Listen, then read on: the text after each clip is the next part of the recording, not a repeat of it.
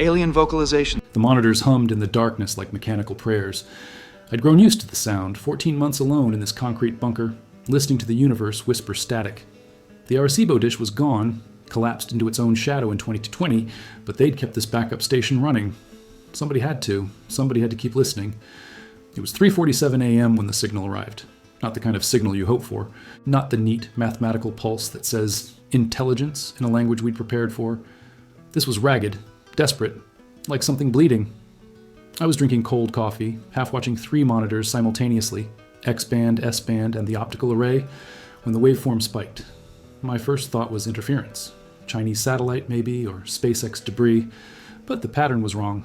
It repeated every 4.7 seconds, not the clean interval of human engineering, and it was decaying, getting weaker with each cycle. I isolated the frequency, recorded everything. My hands were steady, but something in my chest wasn't. The signal carried modulation I'd never seen, layers of data compressed into electromagnetic pulses that shouldn't exist at that bandwidth. It wasn't asking to be found. It was simply ending. When I ran the preliminary analysis, the computer flagged it immediately. Non-terrestrial origin, 94% confidence. Probable atmospheric entry burn signature embedded in the carrier wave. Something had come down. Something was dying. And it was trying to say something before the silence took it. I should have called the NSA liaison immediately. That was protocol, but I didn't reach for the phone. Instead, I pulled on my jacket and grabbed the portable spectrum analyzer. The direction-finding array pointed southwest, toward the Guanica forest, about 40 kilometers away.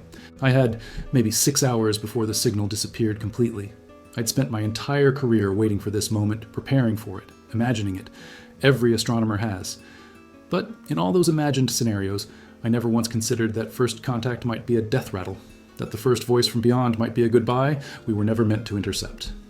The Jeep started on the 3rd try. I loaded the equipment, checked the GPS coordinates one more time, and headed into the pre-dawn darkness.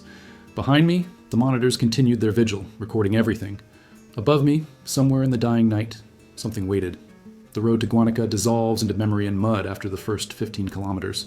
I'd been down here once before, years ago, helping install seismic monitors after the 2020 earthquake swarm. Back then, I'd thought the island couldn't feel more isolated. I was wrong. My portable array sat on the passenger seat, its LED display pulsing with each signal repetition. 4.7 seconds. 4.7 seconds. Like a heartbeat slowing. The decay rate was accelerating. I'd lost almost 30% signal strength in the 40 minutes since I had left the station. I worked while I drove, one hand on the wheel, the other adjusting frequency filters. The signal wasn't just electromagnetic noise, there was structure, information density that made no sense. Shannon entropy calculations suggested it carried more data than the bandwidth should physically allow. Compressed, engineered, intentional. My doctorate thesis had been on technosignatures, the fingerprints of intelligent design and cosmic phenomena. I'd analyzed 10,000 signals over 12 years, pulsars, magnetars, fast radio bursts, satellite interference, atmospheric ionization, solar flares. I knew the difference between nature and intent. This was intent. The sun rose behind me as I turned onto the forest access road, painting the canopy in copper and shadow. The GPS coordinates pointed to a clearing about 3 kilometers in. No roads. I'd have to hike. I parked where the road ended and began unpacking equipment. The spectrum analyzer, directional antenna array, thermal camera, radiation detector, and my personal recorder. Everything went into the backpack. 60 pounds of hardware. My knees reminded me I was 47, not 27. The signal was weaker now. 3.9 second intervals, faster decay. The forest swallowed me within 50 meters. Guanica is dry tropical forest, not rainforest. More thorns than humidity, more dust than moisture. Acacia trees twisted overhead like skeletal hands. Something moved in the canopy, birds maybe, or iguana. The morning light came in shafts, dusty and ancient. I checked the analyzer every 100 meters. The signal direction held steady, 240 degrees, declining elevation. Whatever had come down had impacted at an angle, not straight descent. That suggested controlled entry, not ballistic crash. Something had tried to land. At the halfway point, I found the first evidence. A tree branch, 40 feet up, sheared clean through. Not burned, not broken, severed. The cut surface was mirror smooth, cauterized at the cellular level. I photographed it, took a sample of the blackened bark. The surrounding leaves showed thermal stress patterns, yellowing in perfect radial symmetry from the cut point. Something very hot had passed through here very fast. I continued. The signal was down to 3.2 second intervals now. My chest felt tight, not from exertion, but from the weight of what I was approaching. Every astronomer dreams of this moment, but we dream of it wrong. We imagine triumph, revelation, celebration. The paradigm shift, the proof. We never imagined burial duty. The forest opened into a clearing 1,000 meters across. Former agricultural land, abandoned after Hurricane Maria, scrubgrass and wild tamarind. And in the center, barely visible in the morning haze, something that reflected light wrong. I stopped at the tree line and raised the thermal camera. The object measured approximately 8 meters long, 3 meters wide. Curved surface, seamless construction, no visible propulsion or control surfaces. The infrared signature showed it was cooling, still radiating heat in the 400-500 Kelvin range. Hot, but not catastrophic. Whatever it was made of conducted heat with impossible efficiency. The radiation detector showed nothing dangerous. No gamma, no neutron flux, background levels only. I approached slowly, recording everything. Each step felt like walking through the membrane between everything I'd known and everything I'd feared to hope for. The hull was intact. No breach, no structural failure. The surface looked like metal, but moved like liquid when the light shifted. Chromatic aberration, suggesting materials with refractive properties that shouldn't exist. There were markings near what might have been an access point. Not language. Mathematics, maybe, or something that mapped meaning in dimensions I couldn't process. And from inside, muffled but unmistakable, the signal continued. 3.1 seconds. 3.0 seconds. The sound was louder here, not through speakers, but vibrating through the hull itself. A thrumming, like whale song, compressed and accelerated. My bones felt it before my ears registered it. I set down the equipment and pulled out the parabolic microphone, the kind we use for recording bat echolocation. Pressed it against the hull surface. The sound resolved into something between music and mathematics. Patterns nested within patterns. And underneath it all, something else. Something that bypassed my training and spoke directly to the part of my brain that still remembered being prey in the dark. Not threat. Pleading. The access point, if that's what it was, remained sealed. No handle, no mechanism, no obvious way to open it from outside. I wouldn't have tried anyway.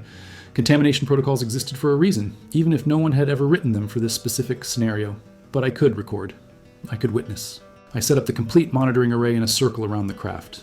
Electromagnetic, acoustic, thermal, visual spectrum. Everything feeding into the central recorder. If this was ending, at least it would be documented. The signal pattern changed. The interval shortened to 2.1 seconds now, but the complexity increased. More data, compressed into less time, like someone shouting faster as their breath fails. I sat down in the grass, 15 meters from the craft, and waited for whatever came next. The satellite phone in my pack had been vibrating for 20 minutes before I acknowledged it. Dr. Sarah Chen, my supervisor, at the remaining SETI Coordination Center in California.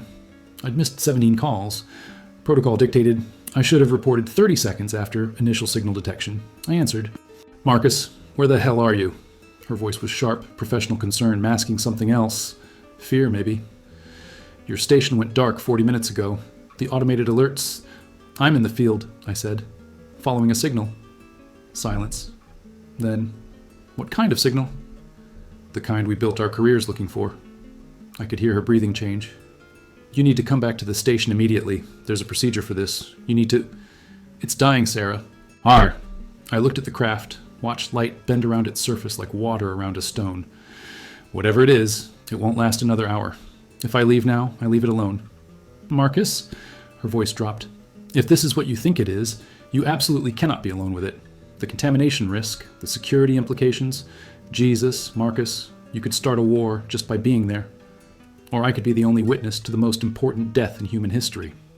That's not your call to make." "Then whose call is it?" I watched the craft, watched the light pulse in rhythm with the signal. The NSF? The Department of Defense? Some task force that'll classify everything and leave us with redacted footnotes and conspiracy theories? There are reasons for protocols. There are also reasons for being human. The signal dropped to 1.8-second intervals. I could see movement now inside the hull, shadows shifting, visible through the translucent sections. Something was in there. Someone. "I'm sending you the coordinates," I said. "And I'm sending you the data feed. Real time. Everything I'm recording. But I'm not leaving." "Marcus, if they want to arrest me afterward, fine. But I'm staying." I ended the call and activated the satellite uplink. Everything the sensors collected would now feed directly to Chen's station, with redundant copies to 3 other facilities. Whatever happened here, it would be recorded. It would be known. The forest had gone quiet. No birds, no insects, just the wind moving through the acacia branches and that impossible sound from inside the craft. I'd brought water, energy bars, a medical kit I wouldn't know how to use. What do you pack for first contact? What's the protocol for xenobiological triage? My training was radio astronomy, not medicine, not diplomacy, not whatever this was becoming. The craft's surface temperature dropped another 20 degrees in 10 minutes. The cooling was accelerating. That suggested life support failure, environmental systems shutting down. Whatever biology existed inside that hull was fighting thermodynamics and losing. I pulled out the portable spectroscope and aimed it at the translucent sections. The light emissions showed chemical signatures I'd never seen. Complex organic molecules, yes, but built on structures that weren't carbon-based. Silicon-nitrogen bonds, phosphorus chains that shouldn't be stable. Whatever was inside came from somewhere with fundamentally different chemistry, which meant whatever was happening to it now, the dying, was happening in a biochemistry I couldn't even theorize about, let alone help. The signal changed again. The pattern shifted from repetitive to almost conversational phrases, if you could call them that. Segments that repeated with variations, like someone trying different words to express the same idea. The universal translator fantasy of science fiction, that was nonsense, I knew. Language required shared context, shared reality. We might share mathematics, but everything else? Cultural evolution, sensory experience, conceptual frameworks. But mathematics might work. I opened my laptop, pulled up the signal analysis software, and started looking for numerical patterns. Primes, Fibonacci sequences, geometric progressions, the basic building blocks we'd always theorized might serve as common ground. There, in the frequency modulation, a sequence that matched the first 50 prime numbers, then a pause, then the primes again, but multiplied by pi, then multiplied by e, then multiplied by the golden ratio. It was showing me it understood. It was demonstrating shared mathematical reality. I pulled out a laser pointer, green 532 nanometers, bright enough to be visible in daylight, aimed it at the craft's hull and flashed it. 2 pulses, 3 pulses, 5 pulses, 7, 11, 13. The first 13 primes. The signal stopped. Complete silence for 4.3 seconds. An eternity compared to the frantic pulsing before. Then the craft's surface rippled where the laser had hit it, and a section near the base shifted from opaque to translucent. Not opening, just revealing. Inside I could see it. Not humanoid. Nothing like the Hollywood imagination of alien life. It was roughly cylindrical, maybe 2 meters long, with what might have been sensory organs arranged in radial symmetry. The surface looked both organic and crystalline, like coral made of starlight. There were no limbs, no obvious biological features I could map to Earth anatomy. But I could see it was damaged. A section of its body, if body was even the right word, was darker, collapsed inward. Like necrotic tissue, but geometric. Fractal patterns of death spreading from a central wound, and from what might have been its center, a light pulsed, weak, irregular, slowing. I pressed my hand against the hull. The surface was cool now, almost room temperature. The thermodynamics of death are universal, apparently. Heat dissipates, systems fail, entropy wins. "I'm here," I said, knowing it almost certainly couldn't hear me, couldn't understand. "You're not alone." The light pulsed once more. Then the signal resumed, but different now, not frantic, deliberate, structured. It was showing me something, and I had maybe 30 minutes to understand what. The new signal pattern resolved into something I recognized, a data packet structure. Not human, but following logical organizational principles. Header information, payload data, error correction redundancy, universal information theory at work. I connected the spectrum analyzer directly to my laptop and started recording at maximum resolution. The craft was transmitting now, not just pulsing distress. It had recognized my response. It was trying to communicate something specific. The first data segment appeared on my screen as a waveform, complex, layered, dense with information. I ran it through every analysis protocol I had. Fourier transforms, wavelet decomposition, phase analysis, entropy mapping. The patterns suggested multidimensional encoding. Information stored not just in the signal's amplitude and frequency, but in the relationship between multiple simultaneous carrier waves. It was using quantum superposition as a data structure. My hands were shaking as I worked. This wasn't just first contact. This was a masterclass in information theory from a civilization that treated physics like we treated grammar. Casually, fluently. I isolated what seemed to be the primary data stream and converted it to visual representation. The screen filled with geometric patterns that shifted and evolved, fractals that breathed, tessellations that implied dimensions I couldn't visualize. Beautiful, incomprehensible. But embedded in the chaos, something familiar, mathematical constants. Pi appeared 47 times in the first sequence. Euler's number, the speed of light in vacuum, expressed in ratios that were position independent. And then coordinates. Astronomical coordinates, I realized. Right ascension and declination, but using pulsars as reference points instead of Earth's celestial sphere. A star map. It was showing me where it came from. I cross-referenced the pulsar positions against our databases. The nearest match pointed to a region approximately 640 light-years away, toward the constellation Cygnus, a K-type main sequence star with 2 confirmed exoplanets in the habitable zone. We'd cataloged it in the 2021 TESS survey, but never flagged it for follow-up. Unremarkable from our perspective. Home, from theirs? The next data segment showed temporal information, not dates, something more fundamental. Decay rates of specific isotopes presented as ratios. Universal clocks. I could calculate from these how long the journey had taken, 17,000 years. I sat back from the laptop, the number refusing to make sense. 17,000 years in transit. That meant whatever was inside that craft had left its home world around the time humans were painting caves in Lascaux, had traveled at a tiny fraction of light speed, maybe 4% based on the distance and duration, had crossed the void for longer than human civilization had existed, to arrive here, to die here. The being pulsed again, that geometric light rhythm visible through the translucent hull. Weaker now, the dark sections had spread further through its crystalline structure. The third data segment wasn't mathematical. It was, music isn't the right word, pattern noise that carried emotional weight, somehow. My audio analysis software showed it triggered responses in frequency ranges humans associate with distress calls, warning signals, warning songs. Not that it was any of those things, but it activated the same neurological pathways. It was afraid. Or I was projecting. Maybe the real truth is that consciousness, faced with its own ending, generates patterns that resonate across biology. Maybe fear is a mathematical constant, like pi or e. I switched to the thermal camera. The craft's interior temperature was dropping faster now, down to 285 Kelvin, barely above human comfort range. Whatever warmth the being required, it was losing it. I don't know how to help you, I said aloud, knowing the absurdity of it. The hole was sealed. I had no tools to open it, no knowledge of its biology, no medical intervention that wouldn't likely cause more harm. I was a radio astronomer, not a xenobiologist or engineer. But I could bear witness. I could receive the message. The fourth data segment appeared, and this one made my breath catch. It was visual data, actual images, compressed in a format that my software struggled to decode but eventually parsed into something recognizable. A landscape, not Earth. The sky was wrong, too violet, 3 light sources casting triple shadows.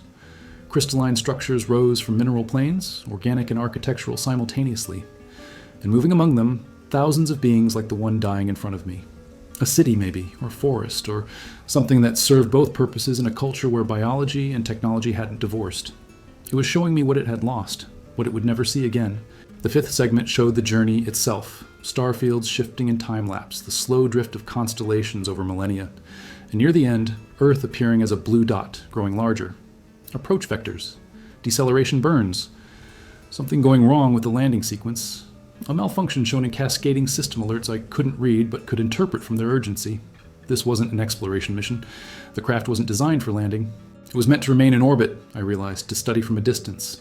But something had forced it down. Damage, maybe, or systems failure after 17,000 years of operation. It had survived crossing the galaxy only to die in atmosphere. The sixth segment began, but the signal was fragmenting now. Data corruption. The error correction protocols couldn't keep up with the systemic failures. I was losing bandwidth, losing coherence. The being pulsed one more time, slower than before. The light dimming. I pressed both hands against the hull. "I'm sorry," I said. "I'm sorry we couldn't. I'm sorry you came all this way to..." The words failed. What do you say? What language bridges the gap between civilizations, separated by everything except this single moment of shared mortality? The seventh data segment arrived, and it was the shortest. 3 pieces of information, repeated over and over until the signal finally stopped. The prime numbers, 1 through 100, the star map of its home, and a new pattern I'd never seen before, complex, beautiful, deliberately crafted. A signature? A name. The first and last word it would speak to humanity. I was here. The signal stopped at 11:47 a.m. Not faded, stopped. The clean silence of a system powering down, not failing. The being had used what remained of its strength to complete the transmission, then ceased. I sat in the grass, hands still pressed against the cooling hull, and wept. Not for myself. Not even for the being exactly, for the profound injustice of it, that consciousness could cross 640 light years, could survive 17 millennia, could carry whatever hopes or purposes drove it, and end alone in a clearing that didn't even know it was there. Until now, I was the only human who knew. My phone vibrated. Sarah Chen again. "Marcus, we have a situation. NORAD detected the atmospheric entry 3 hours ago. They thought it was a meteor, but the trajectory was wrong. Now they're correlating it with your data. The Air Force is spinning up a response team." "How long do I have?" There are wheels up from Ramey in 30 minutes. Helicopters, maybe less. There's also a State Department liaison, someone from DARPA, and 2 people whose agencies she wouldn't name. This is going full classification, Marcus. Full lockdown. I looked at the craft, at the data still streaming to the satellite uplink. I need more time. For what? Marcus, it's dead, isn't it? Yes. The word hurt coming out. But it left something behind. A message. I need to understand it before they classify it into oblivion. They'll have xenobiologists, linguists, engineers. They'll have bureaucrats deciding what the public gets to know, whether we get to know anything. I started packing the equipment, working fast. Sarah, I'm sending you everything, every byte of data I've recorded. Full packets, not just the analysis. I need you to distribute it. Distribute it where? Everywhere. SETI network, academic institutions, international observatories, the IAU, ESO, Chinese Academy of Sciences, anyone who'll listen. If this gets classified, it needs to be already out there. Too late to contain. Marcus, you're talking about violating a dozen federal statutes, espionage laws, international treaty obligations. You could face prison. I could face being complicit in the greatest cover-up in human history. I photographed the hull markings, videoed the interior through the translucent sections. This isn't ours to hide. It came here, Sarah. After 17,000 years, it came here. That means something. Or it means nothing. Maybe it was just looking for any habitable planet. Maybe we're just where it happened to fall. Then why the message? I pulled up the final data segment on my laptop. That signature, that deliberate pattern. Why spend its last energy showing me its home, its journey, its name? That's not random. That's intentional. It wanted to be known. Silence on the line. Then, what are you going to do? Document everything I can in the next 20 minutes. Then, I'm going to make them arrest me on camera. Marcus, someone has to make this public. Someone has to force the conversation before they wrap it in black tape and file it in some warehouse. I could hear helicopter rotors now, distant but approaching. If I cooperate, if I go quietly, they control the narrative. But if I'm visibly taken into custody, if journalists see military personnel removing a civilian scientist from a potential contact site, that's a story that won't die. You'll destroy your career. My career was listening to empty static for 12 years. This is the only thing I've done that matters. I ended the call and turned to the craft. The hull had gone cold now, ambient temperature. The light inside was completely dark. Whatever processes sustained the being had ceased. It was truly alone now, not dying, but dead. I walked a complete circle around it, photographing every angle, every marking, every detail. The more documentation that existed, the harder it would be to memory hole. Deny what 100 institutions simultaneously confirmed. The data on my laptop finished uploading to Sarah's server. 4.7 terabytes. Every sensor reading, every waveform, every image. The entire encounter preserved. I composed an email addressed to 15 major news organizations, 30 scientific journals, and 40 research institutions worldwide. At 03.47 UTC on March 15, 2024, I detected a non-terrestrial signal originating from atmospheric entry over Puerto Rico. What I found at the source coordinates is attached. This data represents first confirmed contact with extraterrestrial intelligence. The being who sent it is dead. Its message survives. It deserves to be heard.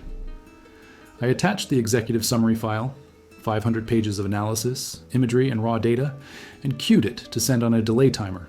If I didn't cancel it in 2 hours, it would automatically distribute. The helicopters were visible now, 3 of them, black against the morning sky. They'd be here in minutes. I stood and faced the direction they'd come from, hands visible and empty, made myself as obvious a target as possible, pulled out my phone and started a live stream to Twitter, Facebook, YouTube, every platform simultaneously. My name is Dr. Marcus Webb, I said to the camera. I'm a radio astronomer at the Arecibo backup facility. Behind me is a spacecraft of non-human origin. Inside is the body of an extraterrestrial being who died attempting to communicate with us. I have documented everything. What happens in the next few minutes will determine whether humanity learns the truth or lives with comfortable lies. The helicopters descended into the clearing, rotor wash flattening the grass, kicking up dust. Soldiers emerged before the skids touched ground. Assault rifles, tactical gear, moving with practiced efficiency. A woman in civilian clothes followed them out, a gray suit incongruous in the wilderness. She approached with her ID already extended. Dr. Webb, I'm Agent Reyes, NSA. You need to end that transmission immediately and surrender your equipment. I need to finish documenting first contact before you classify it into non-existence, I said. Behind her, 2 soldiers were already setting up a perimeter around the craft. Another was photographing it, taking his own documentation. At least that was something. It would be recorded, even if never released. Dr. Webb, you're not under arrest, but you are being detained for debriefing under... Then arrest me, I said. Make it official. Make it public. Because if you just disappear me into some black site, that tells everyone watching exactly what this is. She looked at the phone, at the live stream counter. 47,000 viewers, and climbing. Sir, you're making this harder than... Good, I said. It should be hard. The easy thing is to pretend this didn't happen. The hard thing is admitting the universe is bigger than our protocols. They didn't arrest me. They didn't need to. Agent Reyes simply waited until I finished speaking to the camera, then politely but firmly confiscated every piece of equipment I had. Phone, laptop, cameras, recorders, all of it sealed into evidence bags, while a legal officer read me a document I had to sign acknowledging receipt. You're being placed under administrative quarantine, Reyes explained. Minimum 14 days, medical observation, psychological evaluation, and debriefing. Standard procedure for potential xenobiological exposure. There's nothing standard about this.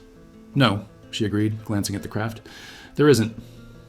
They erected a containment tent around the spacecraft while I watched. Industrial plastic and aluminum framework, the kind used for hazmat incidents. Within 30 minutes, the entire site was enclosed and pressurized. Portable generators hummed. Lights blazed inside the tent, turning the clearing into an artificial daylight. Through the translucent plastic, I could see specialists in full biosafety suits approaching the craft. Carefully. Reverently, I hoped, though it was hard to tell through the layers of protection. What will you do with it? I asked Reyes. That's above my clearance level. But not above someone's. No. She watched the containment operation with professional detachment. There are protocols for scenarios like this. We're following them. All protocols written when? By whom? When did we have time to develop procedures for finding a dead alien? The protocols are adaptive, Dr. Webb. They're designed to be flexible enough to handle unknown variables while maintaining security and scientific integrity. Security first, though. Always security first. She turned to me then, and I saw something in her expression. Not sympathy, exactly, but understanding. You think I want to hide this? You think anyone working this case doesn't understand the significance? I think institutional momentum tends towards secrecy. And I think individuals within institutions still have consciences. She nodded toward the craft. Whatever we learn here, it won't stay hidden forever. Too many people know now. Your broadcast alone reached 500,000 people before we could shut it down. You shut it down? Emergency protocols, national security. But the video's already been copied, shared, discussed. We can't put that genie back. She almost smiled. You made sure of that, didn't it? A medical team approached, carrying portable equipment. One of them gestured to me. Time for the checkup, Reyes said. We need to make sure you weren't exposed to anything dangerous. It's been hours. If I were contaminated, I'd probably already be dying. Maybe, or maybe alien pathogens work on different timescales. We don't know. That's why we check. They drew blood, swabbed my skin, scanned me with equipment I didn't recognize. The doctor, a quiet woman in her 50s, was thorough but gentle. Professional courtesy extended even in extraordinary circumstances. Preliminary readings are normal, she told Reyes. Standard Earth baseline, no anomalous biological markers. Transport him to Ramey Medical, Reyes ordered. Full isolation until we're certain. They walked me to the helicopter, hands on my shoulders but not restraining. I looked back at the craft one last time.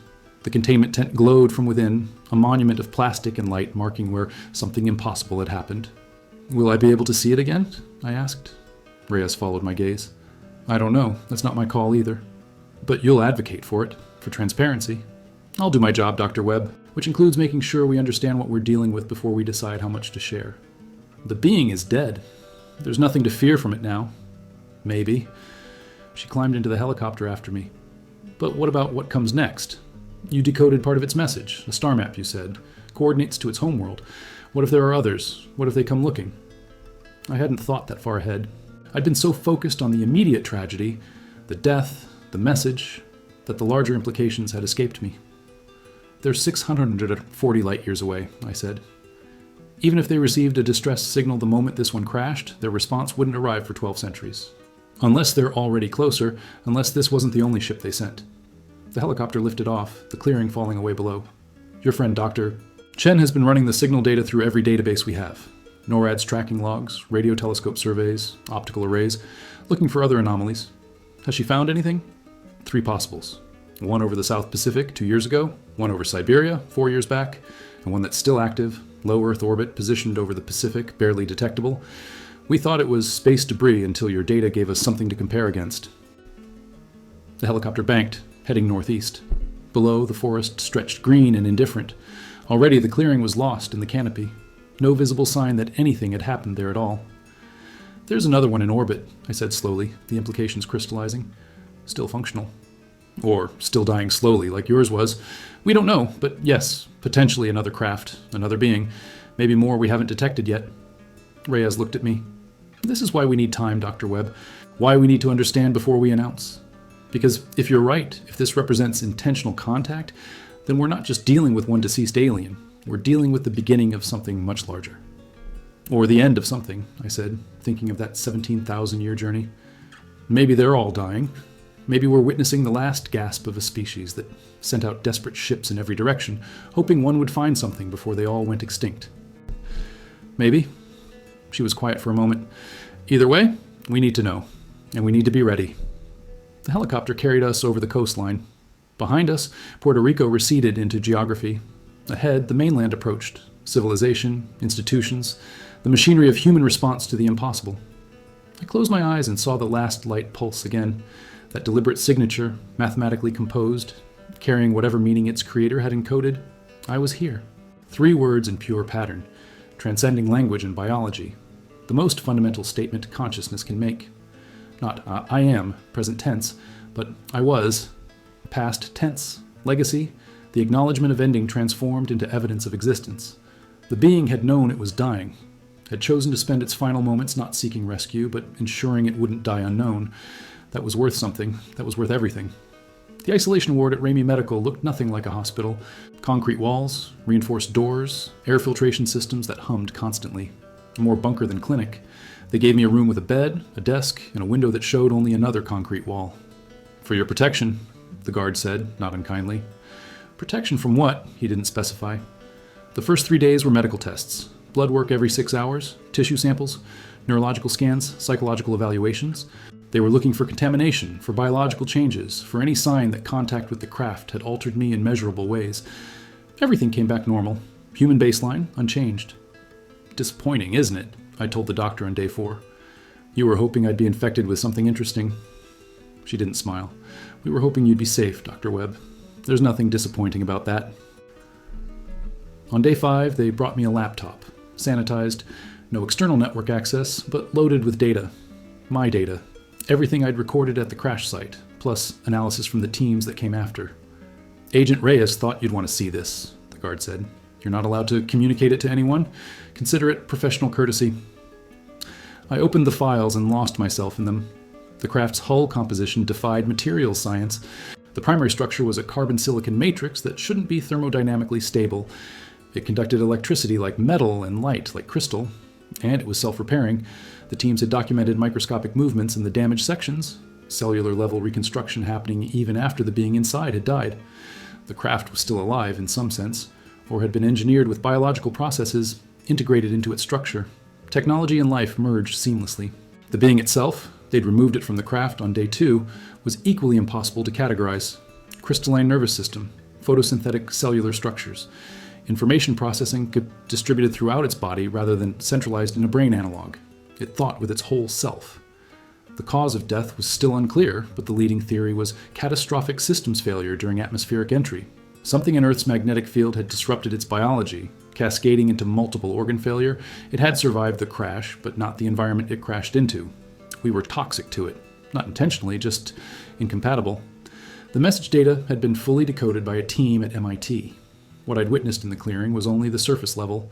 The complete transmission contained a complete genetic map of the being's biology, mathematical descriptions of its homeworld's physics and chemistry, cultural artifacts, music, visual art, conceptual frameworks we were still struggling to interpret.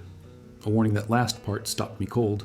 The warning wasn't explicit. It was embedded in the temporal data, in the decay rates I'd used to calculate journey duration. The MIT team had run deeper analysis and found additional information. The radiation signature showed the craft had passed through a region of space with anomalous properties, dark matter concentrations, gravity waves that shouldn't exist in that sector. Something was wrong in the space between here and there. The being's journey hadn't taken 17,000 years by choice. It had taken that long because normal space-time was breaking down along certain vectors. The path home was closing. Maybe already closed. They hadn't sent exploration ships. They'd sent refugees. And if this being had barely made it through before the route collapsed, how many others hadn't made it at all? I was reading this analysis when the door opened and Agent Reyes entered carrying a tablet. "You've seen the decoded message," she said. Not a question. "The warning. Are there more ships?"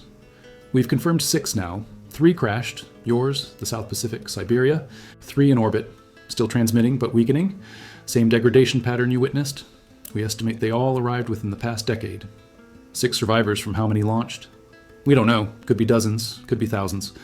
She sat across from me, the tablet between us. "But here's what matters now. The one still active over the Pacific changed its transmission pattern yesterday. It's responding to our signals." My heart rate spiked. "It's alive? It knows we're here?" "It knows something is here. Our attempts to communicate have been crude, mathematical sequences mostly, but it's responding, adapting its signal to match our patterns, trying to bridge the gap. You have to let me help.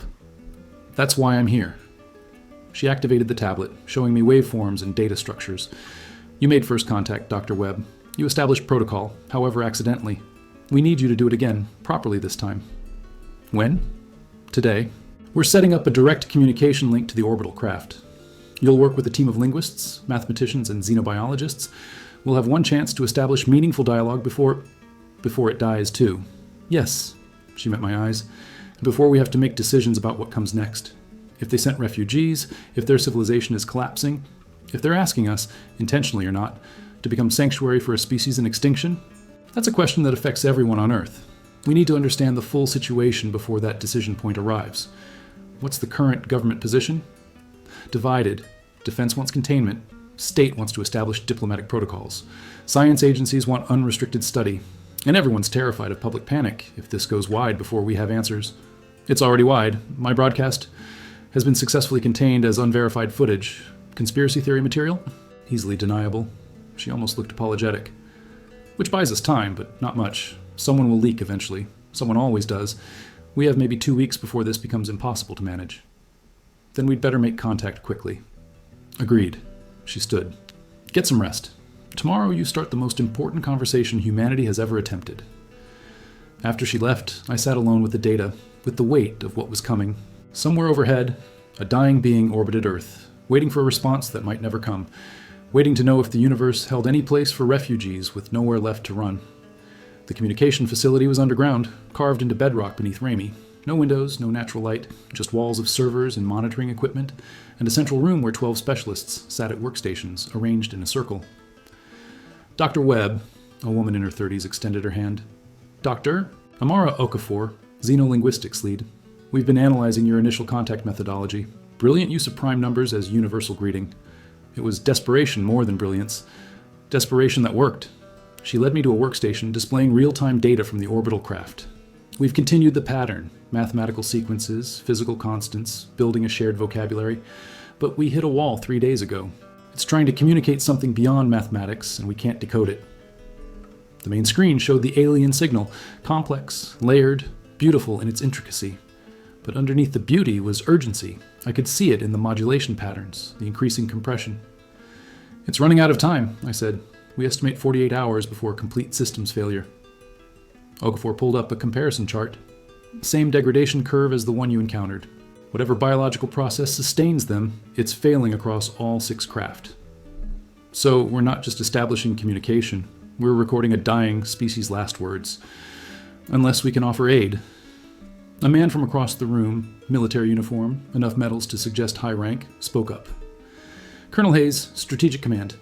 We're prepared to attempt physical retrieval of the orbital craft. Bring it down safely, try to stabilize the occupant, but we need to know if that's what it wants. If intervention would help, or harm." "You need consent," I said. "Inasmuch as that concept translates, yes." I sat at the workstation, pulling up the communication protocols they'd established. It was good work, sophisticated, building systematically from simple concepts to more complex ideas. But it was also fundamentally transactional. They were treating this like a scientific exchange, not a conversation between 2 beings facing extinction. "We're asking the wrong questions," I said. "Explain." Okafor leaned in. "We're trying to decode information, build vocabulary, establish protocols. But look at what the being in the forest did. It didn't start with abstractions. It started with personal context. It showed me its home, its journey, its name. I pulled up the emotional content analysis from my initial contact. We need to start with empathy, not mathematics. How do you encode empathy? Hayes asked. You don't encode it, you demonstrate it. I started composing a new signal pattern. We tell it our story, show it Earth, let it understand what it reached, give it context for why we're here, what we are, what we're trying to do. That's highly unorthodox, Okafor said. But she wasn't dismissing it. You're suggesting anthropomorphic projection as communication strategy. I'm suggesting treating the other party like a conscious being having an experience, not a data source to be mined. It's dying. It knows it's dying. Mathematics won't comfort it, but knowing it reached someone who understands, maybe that matters. The room was silent for a moment. Then Hayes nodded. Try it. I spent the next 4 hours composing a message. Images of Earth, not just geological data, but life, cities, forests, oceans, people, culture, art. The whole messy, beautiful complexity of what existed here. I included audio, music, across genres, languages, human voices speaking, laughing, crying. I included the message from the forest letting it know we'd received its companion's final transmission, that it hadn't died unknown, and I included a question encoded as simply as possible. Do you want to come down? Can we help? We transmitted at 14:00 hours GMT. The response came 90 seconds later. The signal exploded across every monitor simultaneously. Not data, not mathematics, but pure pattern. Geometric forms that evolved and danced. Colors outside normal visible spectrum. Recorded by instruments, but translated to something we could perceive. And sound. That same musical mathematical language I'd heard in the forest, but different, stronger, hopeful. It was showing us itself. Not just biological data, but experience, sensation, memory.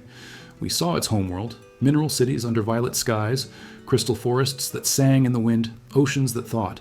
We saw its people, thousands of them, millions maybe, living in harmony with geology and light.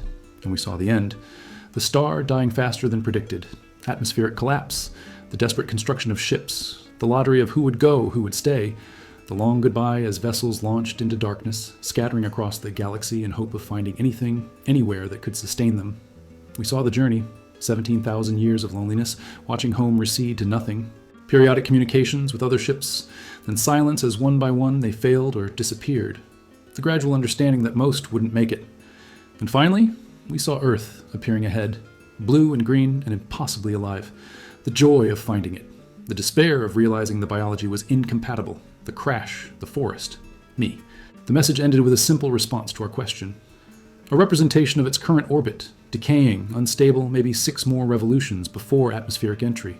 Then an image of Earth's surface, a landing site, precise coordinates, chosen carefully, remote, safe, a place it could come down without causing harm.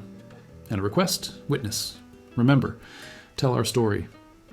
It's not asking for rescue, Okafor said quietly. It's asking for a place to die with dignity. And for us to know why, I added.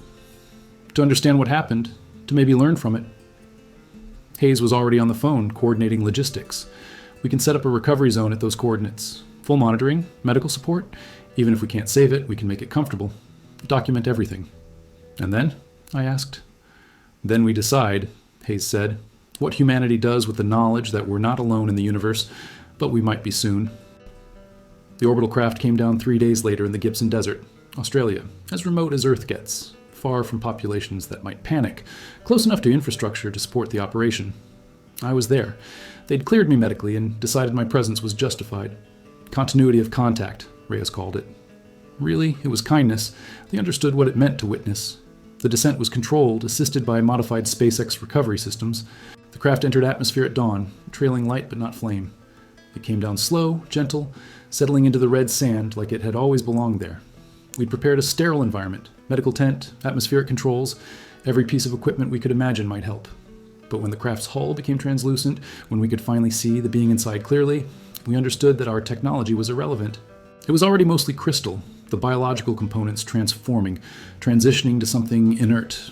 The death process wasn't failure, we realized. It was transformation. The being was becoming a mineral structure, a geological formation, preserving itself in a way that would last millions of years. It's fossilizing itself, Dr. Okafor said, wonder in her voice. Deliberate biomineralization. It's turning into its own memorial. The light in its center pulsed one last time, acknowledgement that we were there, that it knew it hadn't died alone. Then it transmitted a final message. Not to us, through us. The signal was powerful enough to bounce off the ionosphere, scatter across communication satellites, penetrate deep space monitoring networks. It went everywhere simultaneously. And it carried everything: the complete history of its species, the coordinates of 6 ships, the genetic and cultural legacy of a civilization ending.